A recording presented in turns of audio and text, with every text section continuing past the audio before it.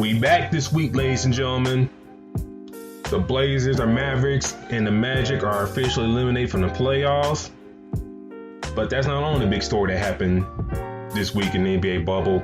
So we're going to dive into all that. And you're welcome to join us.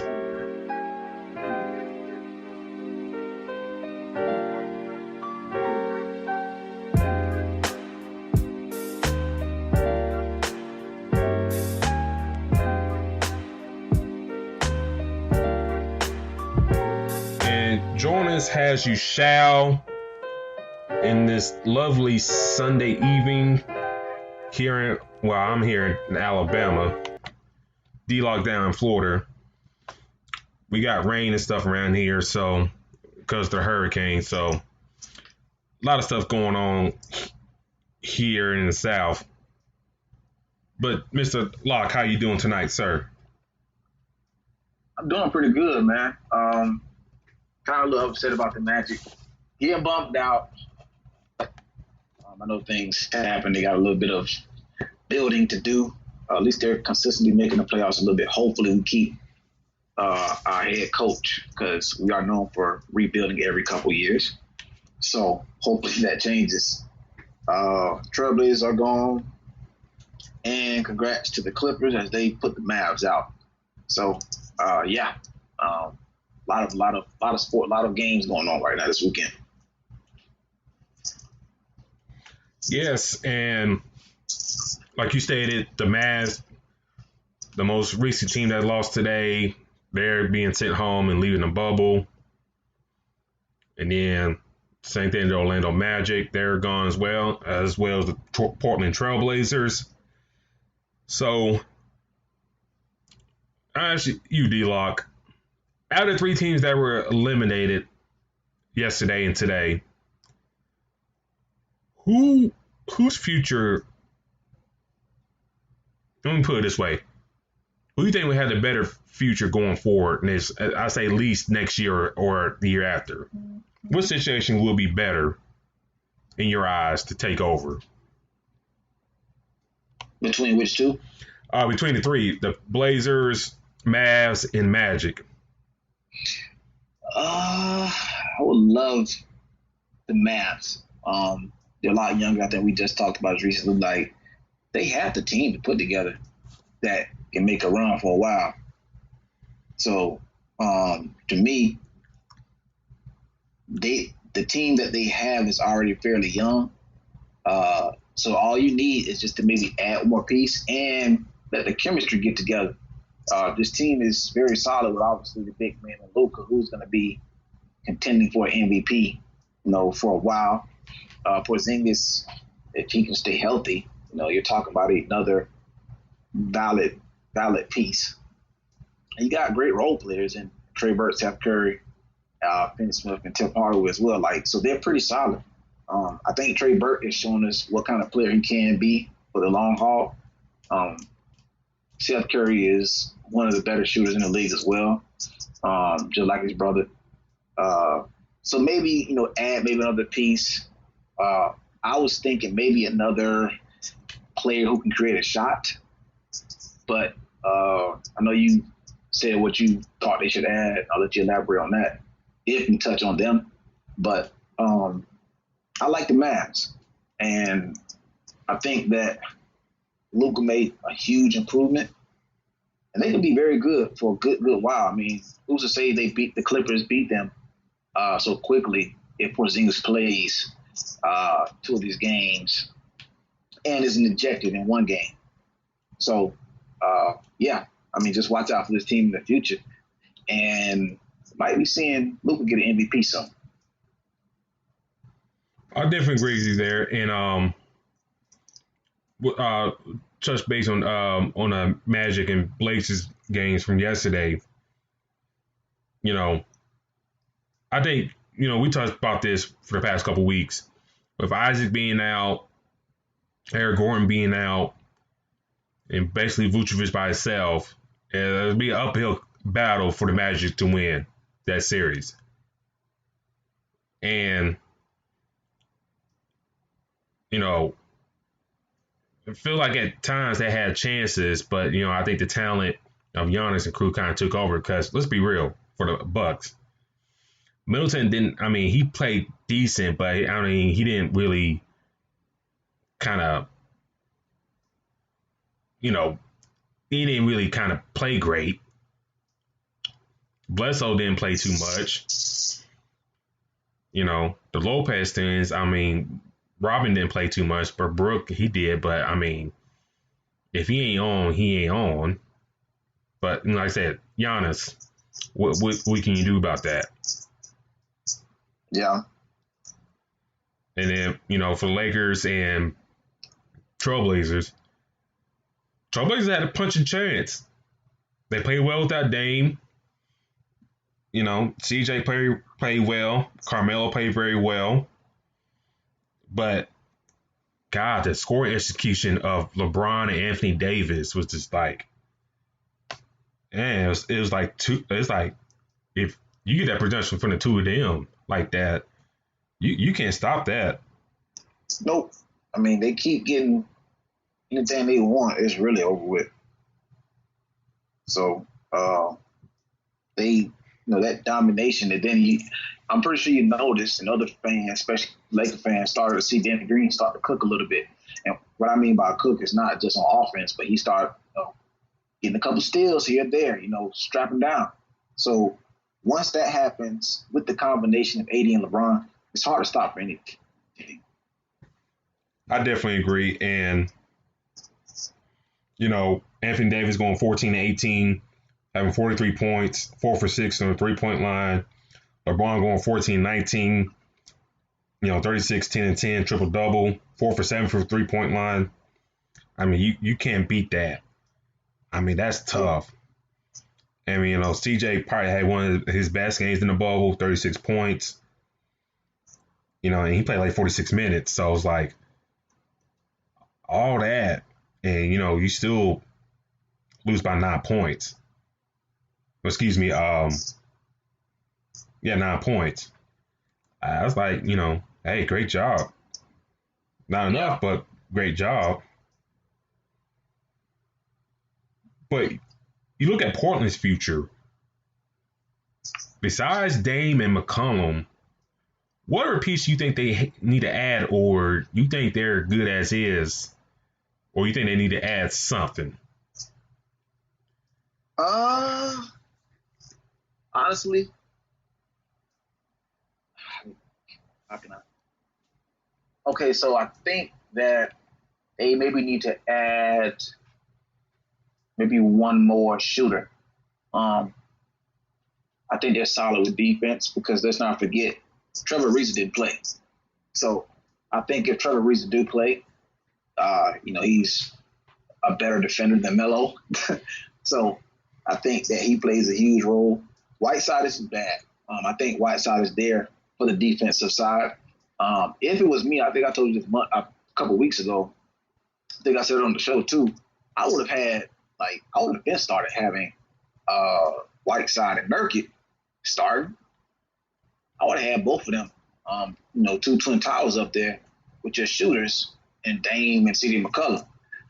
Gary Trent is coming to a great role if he can continue to increase his role throughout the season, throughout his career. Maybe next year he could be considered for sixth man. I know that's a stretch, but he's a valid piece off the bench. Now, because Dame didn't play, we did see Anthony Simons.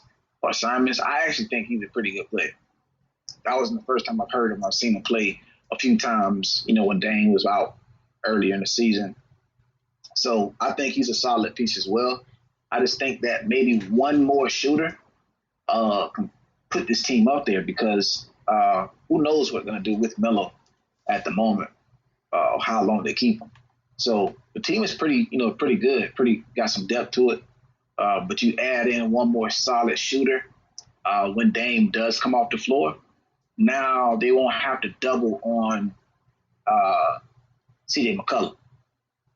So, or maybe if you just get more consistency from Melo, might be pretty solid.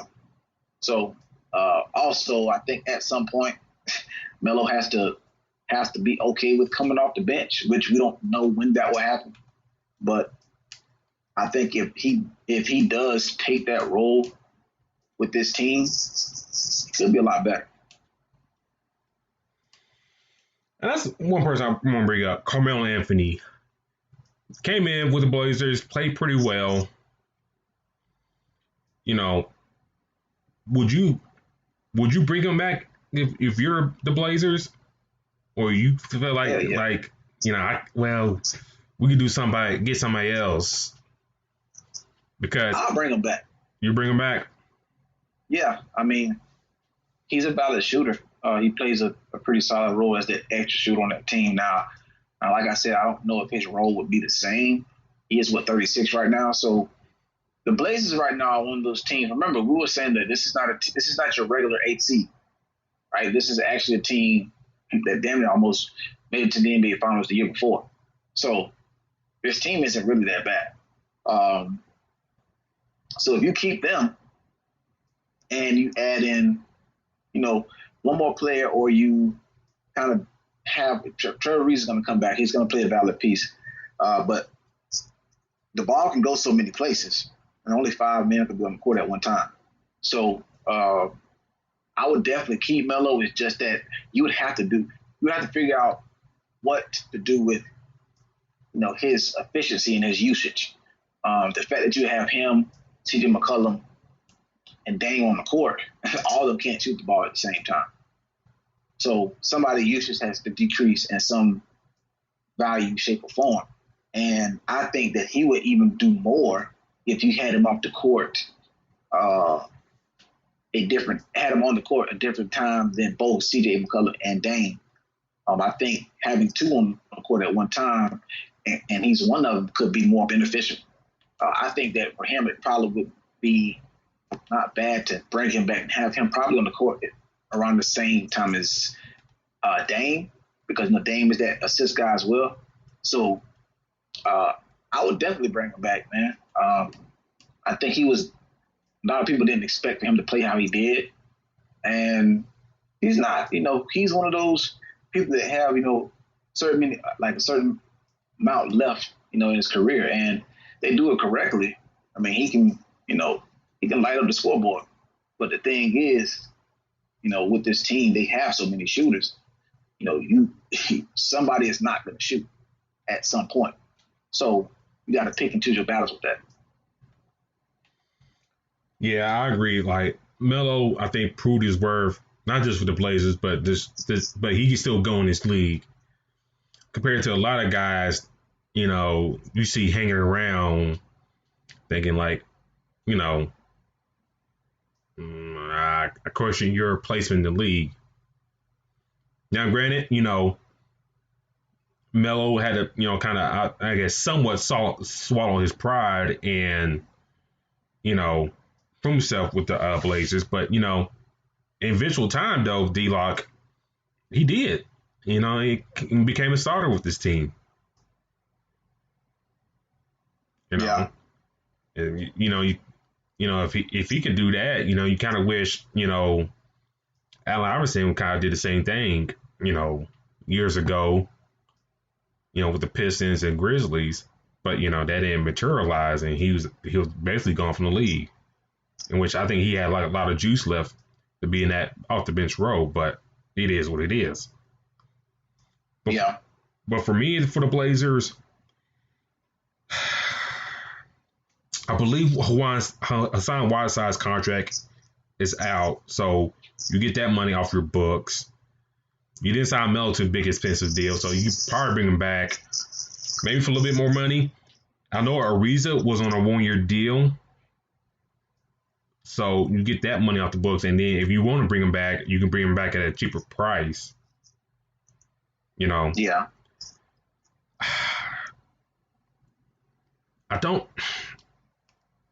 I'm really trying to think what this team can do to improve. I mean, you could trade for a Kevin Love and maybe, dump a Zach Collins and a couple draft picks, and maybe, I hate to give up this person, Anthony Simons, but, you got to keep ahead of the West, because Golden State's coming back. Yep. That's one team that's going to be back in the hunt next year. And, we talked about this a couple weeks ago, the surprise team of the year, the OKC Thunder. You got teams like that is going to contend. They might not be championship contenders, but they're going to contend. Dallas, they're going to be staying in the mix. Memphis showed us what they're about. Young, but they showed us about. New Orleans, depending on who they get as the coach, they on the rise if everybody can stay healthy and be unified. Phoenix. We talked about Phoenix last week. A couple weeks ago. Yeah. They up on the rise. So, yeah, for the Blazers, you gotta do something to kind of stay ahead of everybody, because the Clippers and Lakers will stay up top. Jazz and Nuggets, we'll talk about them in about a little bit, but they in the middle of the road. Houston ain't going nowhere. Yeah. So you're deep in the West. It's going to be tougher. We keep forgetting that Golden State is going to be a team that you have to watch out for as well. Mind you, didn't they just get the number 2 pick overall? So the thing with that is they're going to, who knows if they draft somebody, if they trade that pick, but they're going to get a piece for us to add on to what they already have. So the West is going to be tough. And at this point, let's not forget about OKC. They're not that bad as well. Like, they have a lot of pieces going forward. So, at first they made that big trade planning for the future, and Chris Paul says, well, hell no, we got a chance to make, some moves. So right now they have to be ready with the pieces that they have. This is one of them times where how deep the West is. And it's very deep. It's pieces everywhere or teams are fully, that roster is like flooded all the way down to damn near the 12th man. So you have to make sure that, some of these people that they had, the players, I think Jalen Hort got in the game yesterday. He has to be ready. Mario Hezonja, these guys, they have to be ready to come in and make some huge adjustments, because, the West, and the NBA is going to be very fun to watch next year, because, we're talking about how the West is deep, but these teams have to play each other. So only a certain amount of teams go to the playoffs. I still think that Timberwolves are going to be pretty solid. D'Lo and Cat start to get situated with the pick that they have as well. So it's going to be interesting. And kind of starting like the Rockets even more, like later down the season, when they made that trade, I'm starting to like them even more about how they're putting their team together and how they're scoring.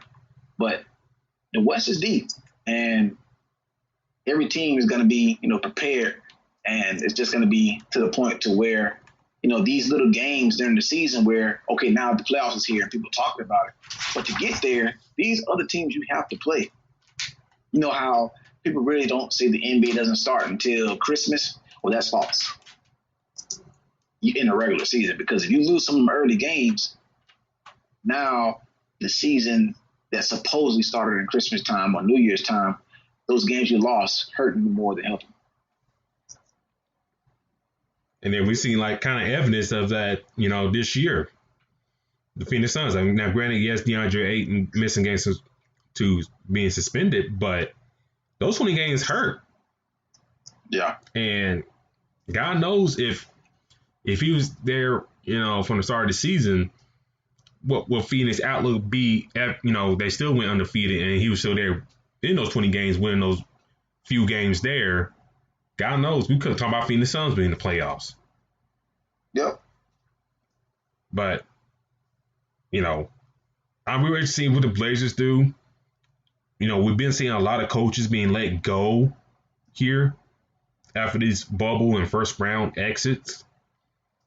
Nate McMillan. Yep. Which I gotta say something about that, the way they worded that, press release. But Nate McMillan.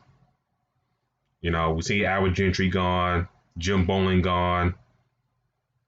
The Nets are looking for a new coach. Terry Stotts, we haven't heard anything yet about him being let go, but he'll be a real interesting name that we'll see next couple of days let go or not. Yeah. I remember, I think I was telling you about that a couple of weeks ago. We talked about it, and I just was like, he's somebody that might have to look at, because you look at this roster and it doesn't look bad at all. But they caught a team that was ready to go. And also, like I said, the first game was a big game, but I think that the first game that they beat the Lakers against, the first game that they beat the Lakers, I'm thinking they were coming off that hot game against Memphis. So when they played 2 days before that, the Lakers were off, probably 4 or 5 days, and they took advantage. So it was a gentleman's sweep. Could have been a sweep, but it was a gentleman's sweep. But we'll see what happens to them. That roster is not bad at all. Yeah. And, and lastly, go to the Mavs. An up-and-coming team.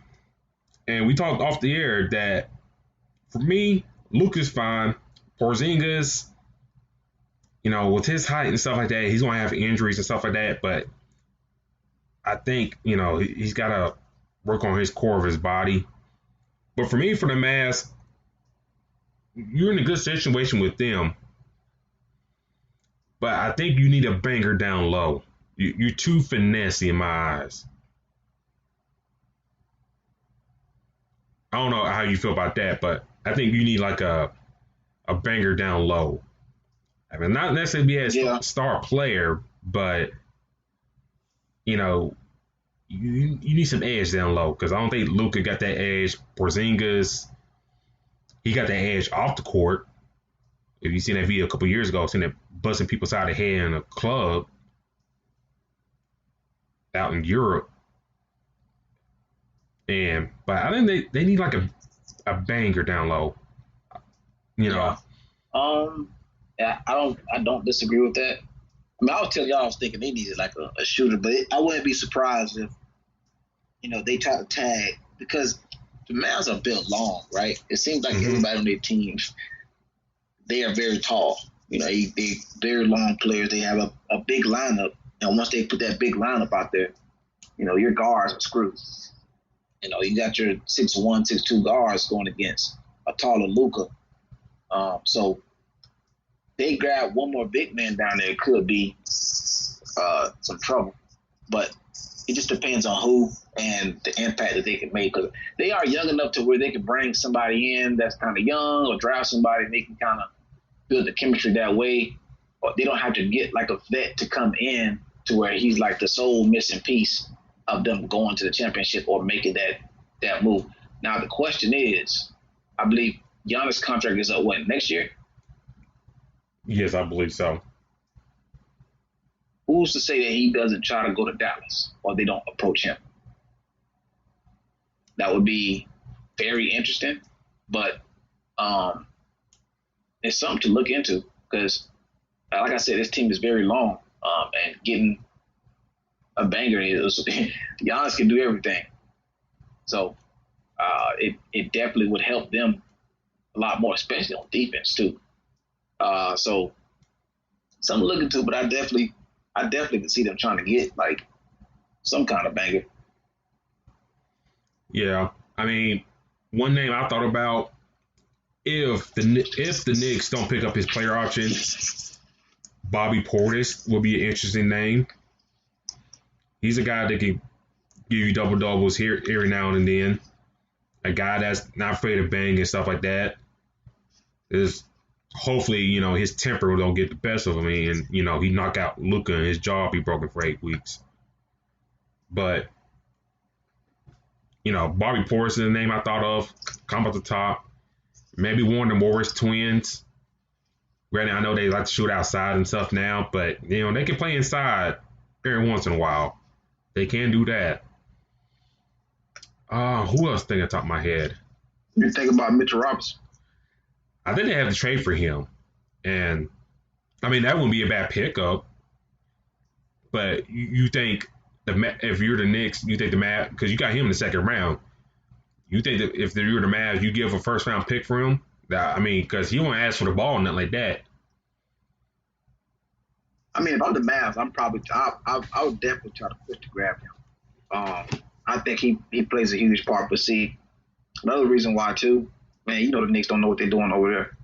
So you can give them anything, and more likely they'll take it. And you've already got a steal from Porzingis. So discussing trade deals with them should not be an issue. But I mean, he wouldn't be no bad valid piece, and he's an up and coming player too. I think he's a little underrated to me. So, wouldn't be bad. It's a couple other guys that you could throw up in there, but also you would want this player, whoever they tried to get, to improve their defense, because that is where I think kind of hurt them a little bit. You see, Paul George had an off game, but he started to catch fire a couple games in the series. Also, when he didn't, Lou Williams started to catch fire, and we know Kawhi's going to be quiet. So you get a little bit of defensive player as well, somebody that has a defensive mindset behind them as well. You might be looking at a team that could definitely make it to the next round, no question. And I'm looking here on SpotRack.com about the upcoming free agents.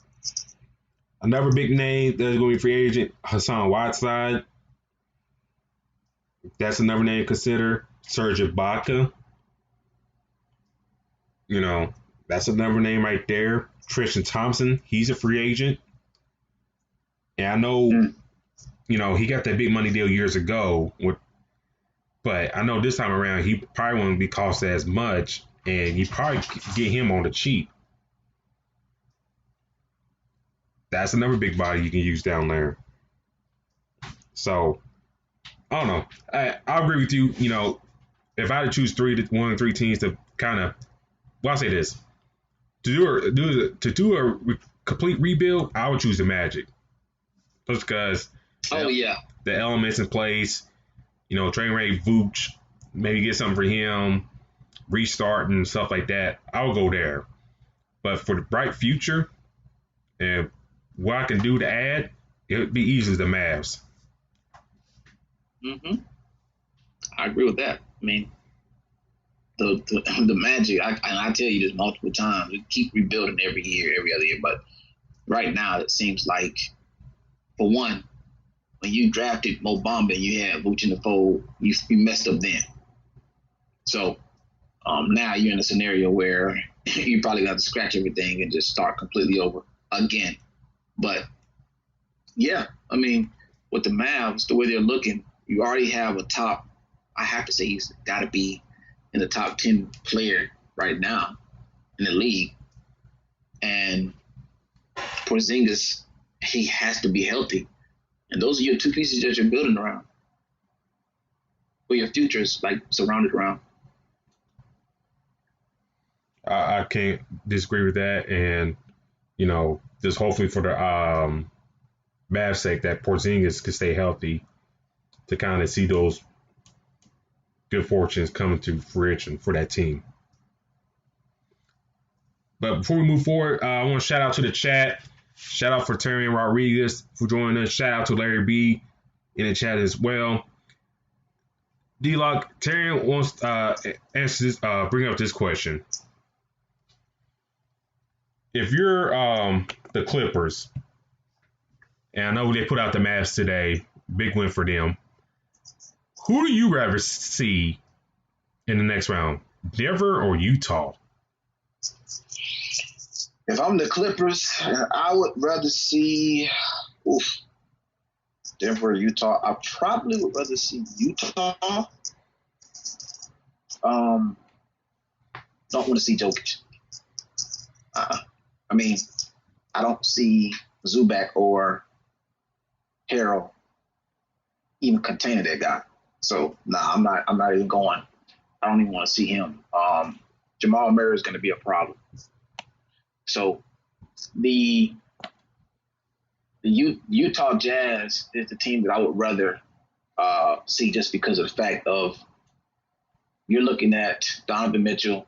Conley is not a Jamal Murray to me, in my opinion. Their depth is not there either. I mean, you do have Jordan Clarkson, you have Jordan Clarkson, you have Joe Ingles. Bogdanovich is not playing. So Russ O'Neal is starting to four for them. So I definitely see that he can have any kind of game that he's not going to have any kind of game he wants. I think Kawhi just does what he wants against that team. And they're defensive minded as well as the Clippers. Like, you see the Clippers kind of struggle against a team that can shoot the ball very well. So I think that if they played against Denver, you're looking at a team who's getting Gary Harris back as well. By the time he gets back to fully strength, he'll be ready for the next round if they make it there. Michael Porter can catch fire at any point, as we can see. And then they got Jeremy Grant, or Jeremy Grant, who, that's his brother, that plays great defense. So also with Paul Millsap. So that team has a loaded roster. And I probably would want to stay away from them if I had to choose. I definitely pick the Jazz. Interesting. I don't know. I fought back and forth on this. My thing with the Utah matchup, Joe Ingles and Paul George has a little bit of history in which, you can argue that, Joe Ingles probably got the best of that matchup, head-wise. Because he, pumped Paul George, like, damn, dude, I thought you were tougher than that. But anyways. But then, you bring up Denver, and Jamal Murray, has been playing out of his mind here the past couple games. And we'll probably see that potentially again tonight. On Denver, you brought up a name, Paul Millsap. I don't know, man. I tweeted out from the Fast Break account on Twitter. If y'all ain't following us there, please do. Man, he's just like this. I don't know, say wash. He just run up and down the court. It's like, I understand why they put Michael Porter on the bench to get some scoring there, but I was saying, looking at Millsap, like, dude, he ain't really, Mike Malone, like, you ain't really doing nothing. This dude ain't doing nothing for you. You in the same boat Marc Gasol, like, you just see him out there, and then you look at the stat lines, like, damn, y'all really didn't do nothing. Yeah, that's true. I mean, I haven't seen consistency from him, but I just to see he's gonna make an impact to where it's not big, but he can be out there, get his few shots in, or play a little bit of defense. But it's the fact that he's in that rotation with Michael Porter and Grant. So it's just, for me, like, you're looking at a very deep, powerful, big man going against them, because you see what Porzingis was doing against the Clippers. Yeah. So you have Millsap, Jokic, Grant, Michael Porter, or you have Gobert, Royce O'Neal, Niang. Who else? Ed Davis is not playing. So to me, I wouldn't really want to deal with the Nuggets big men at all. Yeah, if I had to choose, for the Clippers' sake, if I had to choose, and hopefully, this team pulls it out tonight. Here, about to tip off now. I got to pull for the Jazz. Like I said, Jokic will be a problem.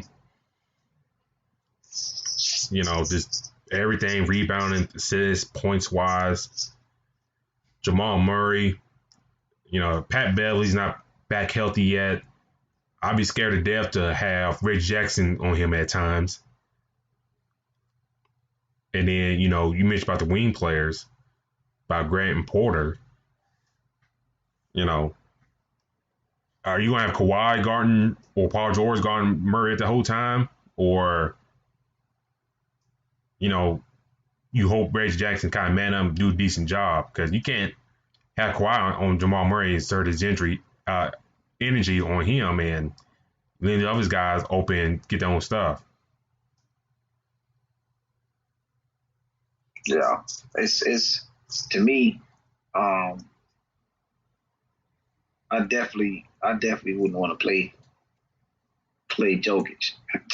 Because Jokic, man, he would kill Zubac, man. He would kill Zubac and Trez, man. He would dominate them. That's something that you really wouldn't want to deal with. And then, like you said, we already know that Jamal Murray is one of the better guards. We see what Reggie Jackson did with Luka trying to cover him. I don't want to see Jamal Murray lighten it up, as much as he can. I'd rather deal with Conley than that. So I probably would definitely leave that team alone. Let the Jazz. Because the thing is about the Jazz, we noticed that they need Gobert to get started. But he usually gets started on defense and starts to push his offense later on in the game. So for me, I would rather test that. And Ingles is not going to cover Paul George or Kawhi. Like, that's just not going to happen. Yeah, and we're interested to see how tonight's matchup go between the Jazz and Nuggets. Who you got winning tonight's matchup between the Jazz and Nuggets? I got Utah kind of closing out in a close one. Well, I ain't gonna lie, man. Like, the way the Jazz have been playing, they fight through adversity with this team. There's been times where this team will be up by like 15, and they would come storming back and win the game. Or it's tough. I probably would have to go with the Nuggets. Okay. I think Jamal Murray's going to catch fire today. I think him and Jokic are gonna light it up. They are changing their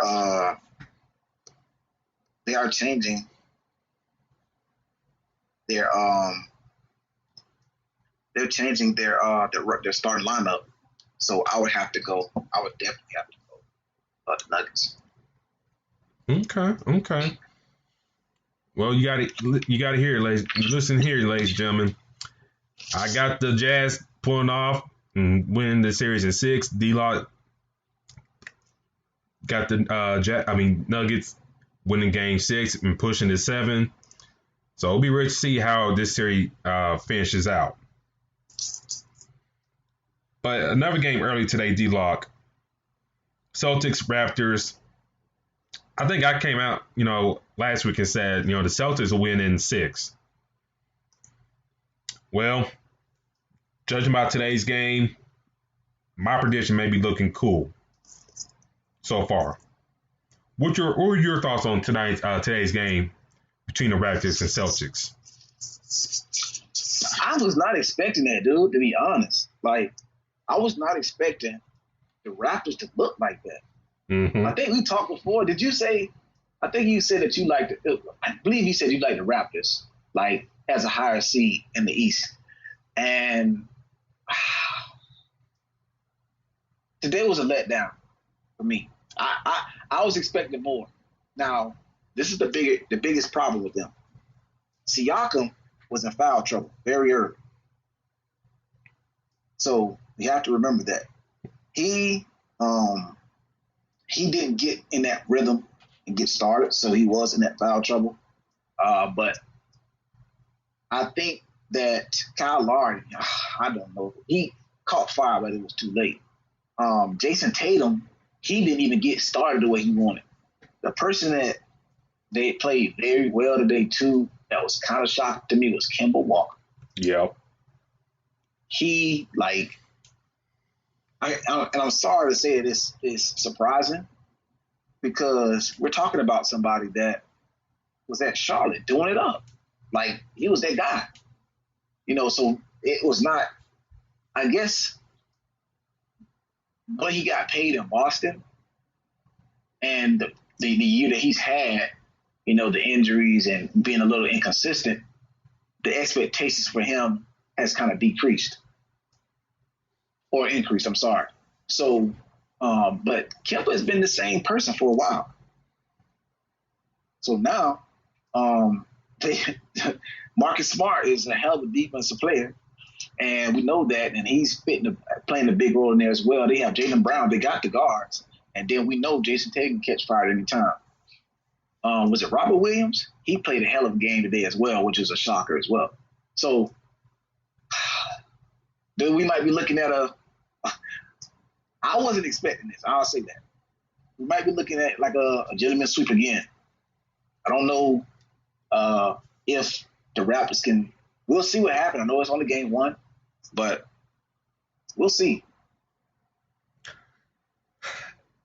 Today, surprising as well. Kemba had a very decent game today. Marcus Smart, he had a very good game, shot very well. I think if you get that production from Marcus Smart, for this Boston team, that can go a long way for them. But it's like he get one of those games, and next game, he's feeling himself, and then he shoots you out the game potentially. So I was like, okay, you played well.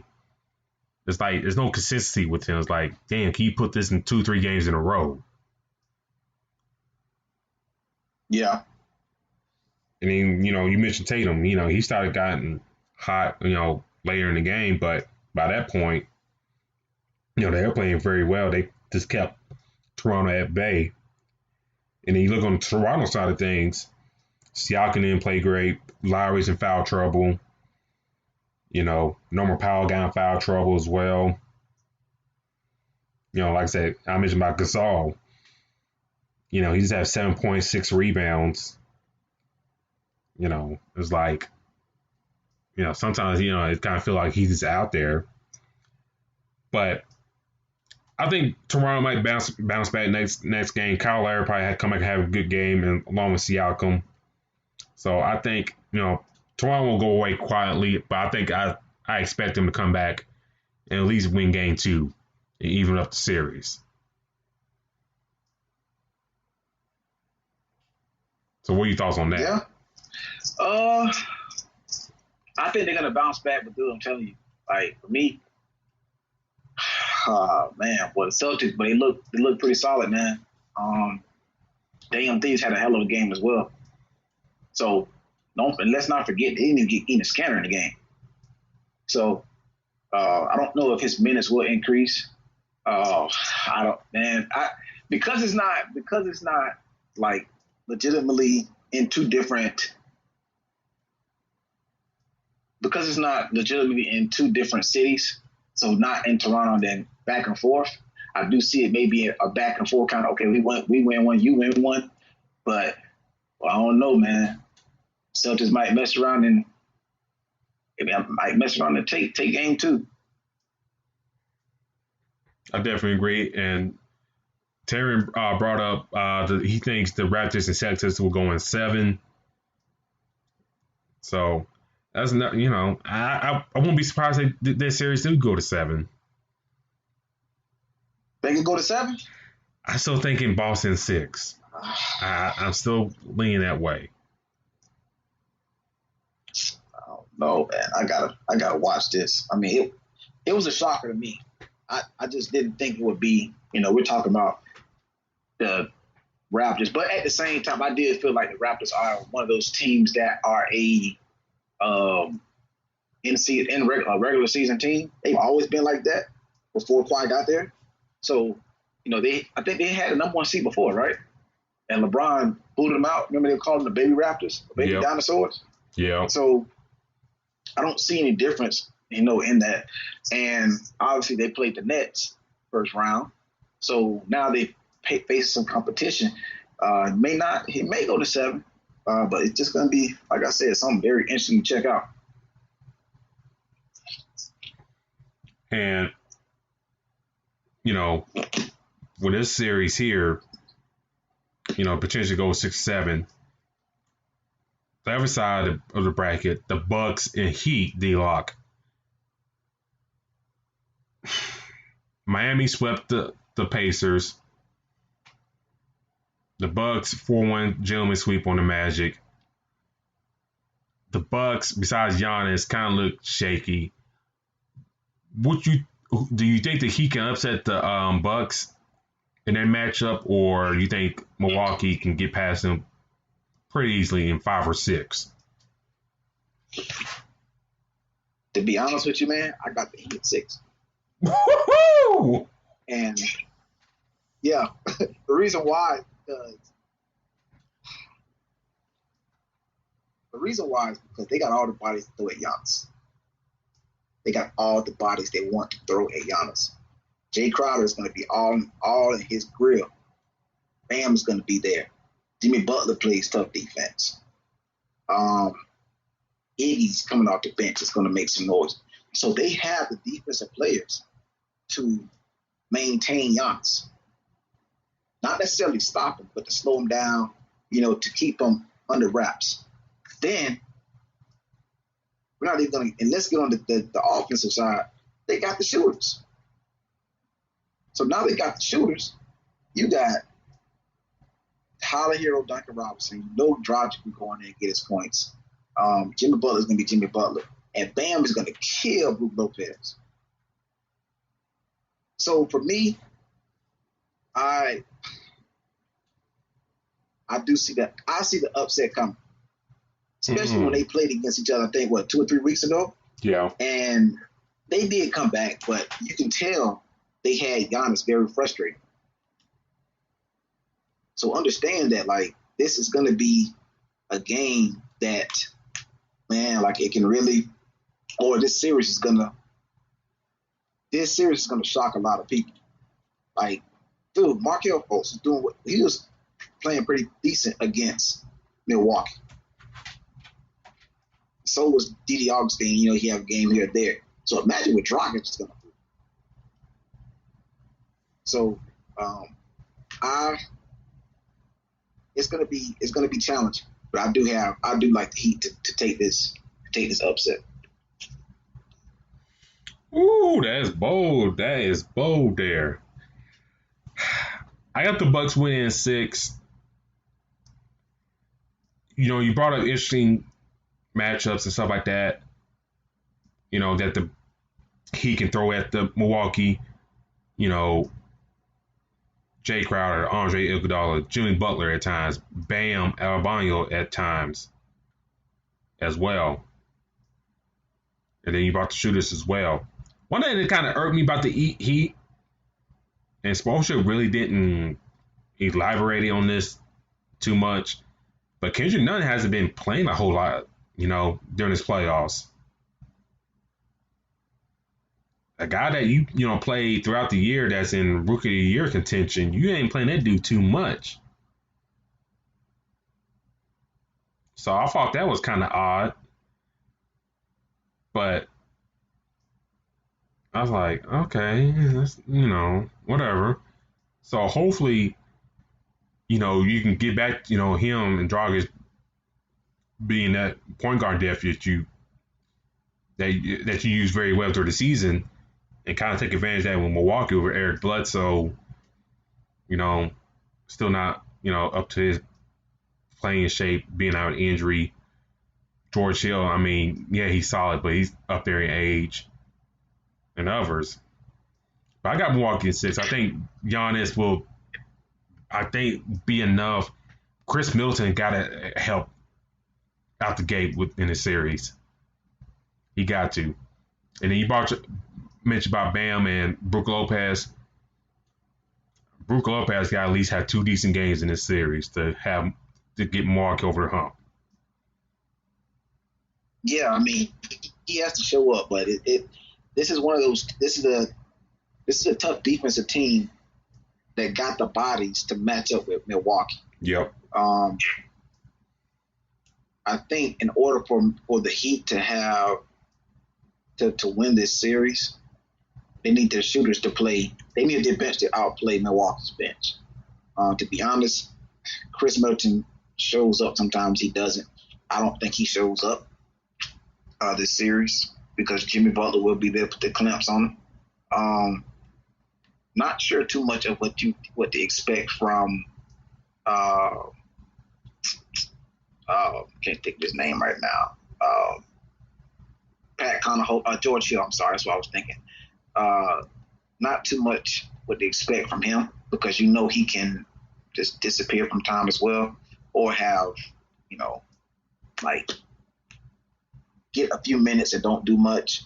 Eric Bledsoe is going to be Bledsoe, but dude, I'm telling you, like Pat Riley did a hell of a job with this team. I think we do see a lot of Kelly Olynyk as well. A lot more of him anyway.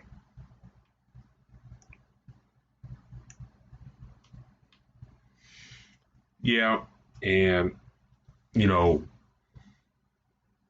if you're right and Miami pulled this off, then geez, I think Miami. I don't say they have a gateway to the finals, but it looks pretty damn clear. I mean, they can taste it. And if Milwaukee lose this series, then they got more questions than answers. Because you got pulled out by Toronto last year in the playoffs. Then you come back next year and then lose to the Heat. So I was like, ooh. And then there's always stories about Giannis trying maybe leaving, stuff like that. I don't know if he would, but he might have decided looking around, like, damn, I made it go elsewhere to kind of get that ring. Yeah, I mean, we've seen a lot of other players do it, like Durant and LeBron. So, it wouldn't be shocking if he was the next person to do that. They have a lot to play for, but I'm telling you, I think people are underestimating the Heat, like big time. If you catch Jimmy Butler messing around and hitting his shots the way he is, he got these other guys following him and playing as well, and Bam is being Bam. Yeah, watch out. Yeah. I agree with you, and man, you kind of threw me off this prediction. It's like I don't know. You wasn't expecting. I wasn't expecting. I was like, damn. Could they? I mean, they could. And I mean, it wouldn't surprise me. Well, I would say it would surprise me because, Giannis is supposed to be that dude in Miami. Solid as they are, I think they like one more star player away from being a championship contending team. Now, if they win that and then that star player is a Giannis, then, if they get able to scoop him and Pat Riley say, hey, man, I get you what you need, blah, blah, blah, blah, hey, I could do things for you, baby. You see what I'll do with Shaq. Yeah, I mean, why would you not consider it?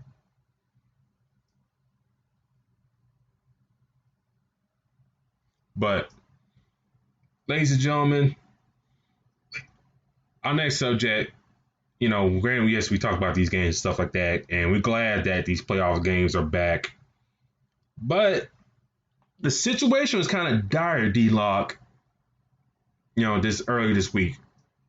You started hearing stories about the Raptors and Celtics potentially not playing game one. And then, get to Thursday, or Wednesday or Thursday, the Bucks and Magic are supposed to play, but then you get on Twitter and it's like real time, like Chris Haynes, Taylor Brooks, Adrian Wojnarowski, everybody. It's just like, the Bucks ain't coming out the locker room and stuff like that. And then, not playing. And then, the uprisings and stuff still going on. What are your thoughts about what happened on that cancellation day? What were your thoughts like as like if Vince were told throughout that day and going to the night. What are your thoughts about everybody packing up and going home, or situation get resolved? What are your thoughts on that? Well, I think that it was needed to postpone and put the focus on something that's much more important. So to me, I think it was a good idea for them to postpone and talk about, hey, look, this is what's going on. Now, we do know that, as fans, we love to watch the sport, and it's been so long since we've seen sports, but there's a big issue happening right now in this country. So for me, I didn't really see anything wrong with the postpone and these teams considering, not playing because, entertainment is huge, right? But if we have a lot of these different scenarios happen, these similar scenarios continue to happen, we don't want to ignore those things. And I think that just going on about your day in any job, that's exactly what you're painting. So it was the right thing to do to come out and say, hey, we're not going to play. We're going to postpone, or we're going to step away from the sport to talk about something that's more important so we can get you guys' attention, so we can get a fix for this. And it's needed. We need that because we continuously have the same thing, and we just want to say, well, okay, this crap is still happening. Well, let's just keep on playing sports now. Like, that's not how it should work. So to me, it was a bright idea for them to do it that way. And I really appreciate the fact that they, said, well, hey, look, we'll consider stopping because of this scenario. I think for me, it was great for them to do that because, it's real. It took real guts to do that during the playoffs. I mean, we almost saw that with the Clippers and, Warriors years ago. The Darren Sterling situation, all that happening, and I won't say cool heads prevail, but, the league got ahead of it, got rid of Sterling, and the players wound up playing. But here, it's just like, they stuck in this bubble. And I talked to my dad about this. Paul George, talking about what he's going through and stuff like that.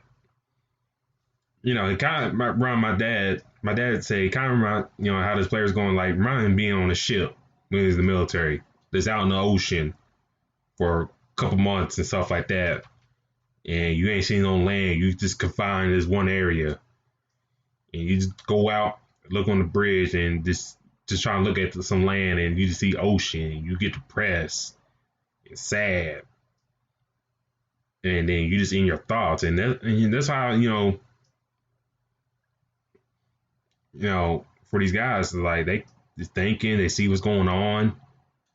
Some of them want to do something about it, but they really can't. But hey, kudos to them.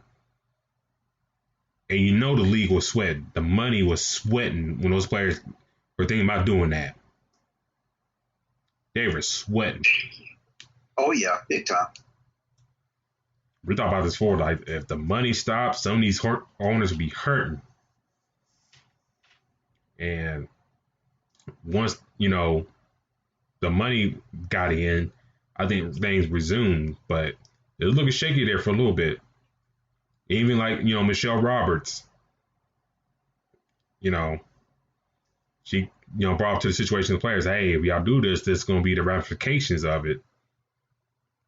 But it seemed like the players were like almost down to do that, which is very surprising.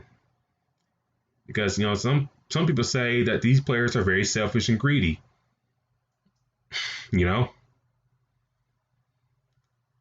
And Terry bringing up in the chat, the disrespect that the NBA got was ridiculous. The athletes are more than former entertainment. They have a voice too, which he's right. They pay taxes and stuff like that. A lot of taxes and stuff like that. These dudes came up in these, situations or seeing stuff like this.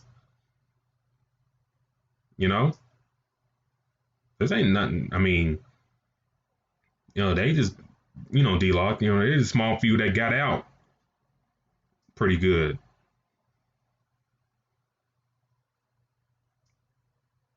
Yeah, I mean, the thing is, you want to have that respect for them and treat them as such. So, but the thing is it's the fact that they were able to. We always see this as a players' league, and I feel like them postponing just proof that it kind of is a players' league. They were able to do that. I don't know if that happens in the NFL. And with them doing this, it's like a ripple effect. The NFL, they took time from practice and solidarity with this. The video the Tennessee Titans did, and the words that Ryan Tannehill spoke volumes. So much so, you got angry people from Miami trying to get at Tannehill and stuff like that. You got that. You got the Ole Miss players leaving practice and doing what they did. It's like a big ripple effect. And I think these guys and gals are kind of like realizing that, damn, yeah, we always had a voice. Yeah, we always had influence. But damn, we kind of got to like that. I mean, we do got to like that. From like, LeBron James to like a Matt Barnes. We got the voice like that.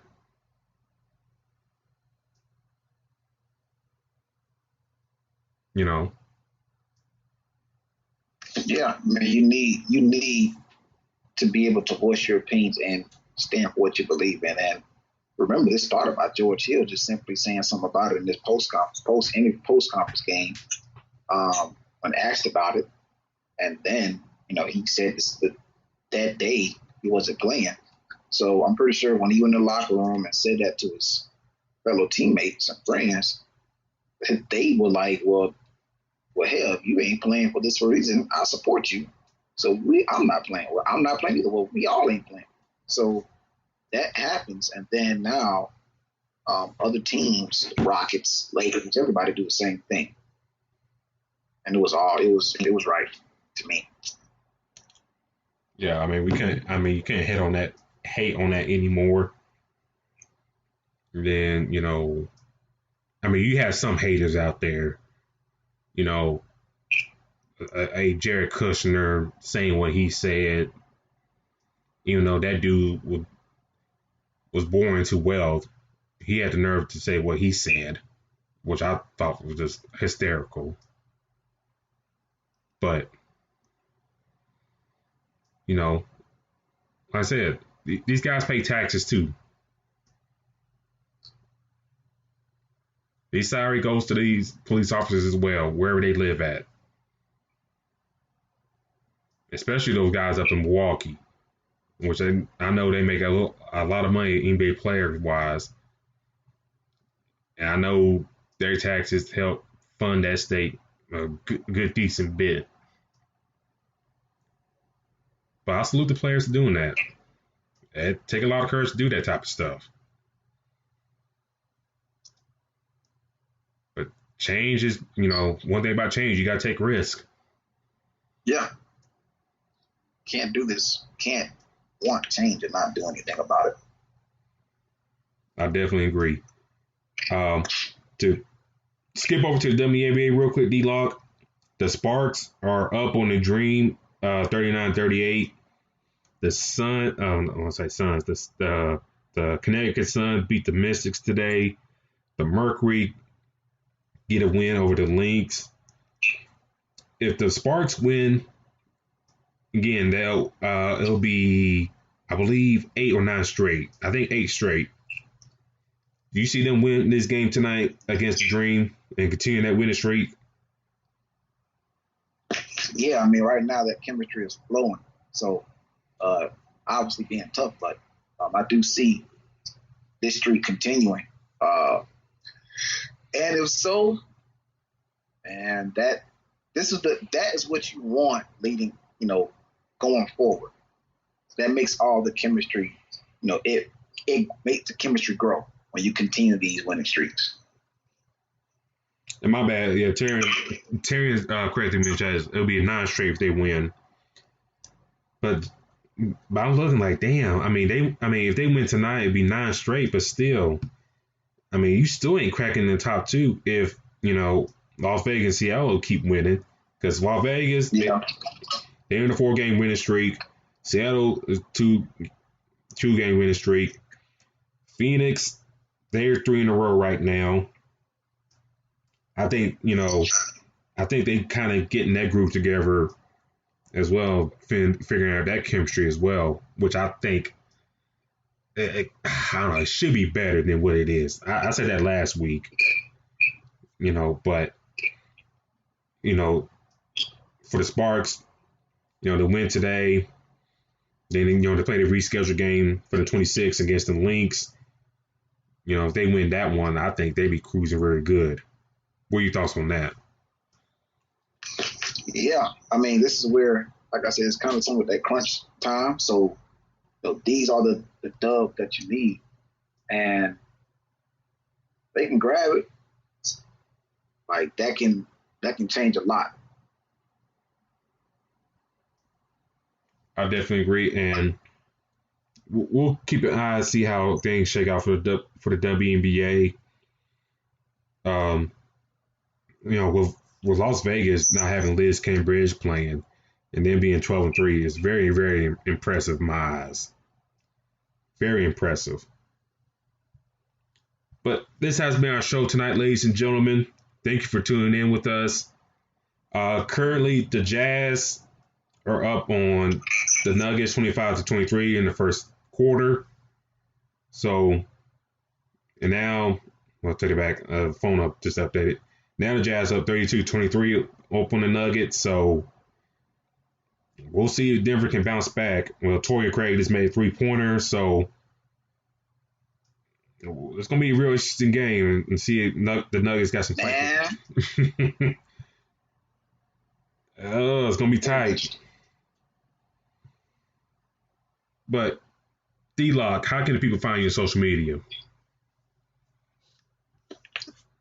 You guys definitely can find me at Black-813, Black, the word dash, 813. I'll be football season is definitely coming up as well. So with playoffs coming around right now, NBA, actually hockey is going on as well right now, the Stanley Cup chase. I will be rooting and talking about my Lightning. Also baseball, I'll be touching that a little bit. And like I said, football is back as well. So guys, catch me on there with Twitter and Instagram. Check out my YouTube channel. I will be posting videos. And we talk about all Tampa Bay and Florida teams. Let them know where they can find you at. You can find me on the Crooks Process on Facebook and Instagram. You can follow me on there. As long as you don't come in talking crazy. Like I had to block one dude. Anyways. Twitter, you can find me at Spawn4288. Also, please do follow us on Fast Break on Twitter. And you get all the updates from the show from there. So please do follow that. Like D-Lock said, football season's coming back. I'm kind of on the fence to what to do. Preview wise, I might do the Tennessee Titans preview for college football. D-Lock, I don't know, before we head out. I'm not saying football might happen in the SEC, ACC, but, situations around some of these campuses are looking real dicey. Well, I know. I've been here. Like, I stay right by one, so I already know. Like Tuscaloosa, they may have a little problem there. I'm just saying. That's the word on the street. That's the word on the street. So we'll see. We'll see. But thank you for tuning in, ladies and gentlemen. This has been our show, Fast Break, here on IE Sports Radio. your direct feed for all sports. We'll talk to y'all later. We're out. Peace.